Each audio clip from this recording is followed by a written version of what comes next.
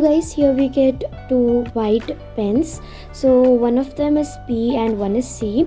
So first I'll tell you that what actually this is. So I'm doing a little bit color. So the B one means bottom and the C one means cap.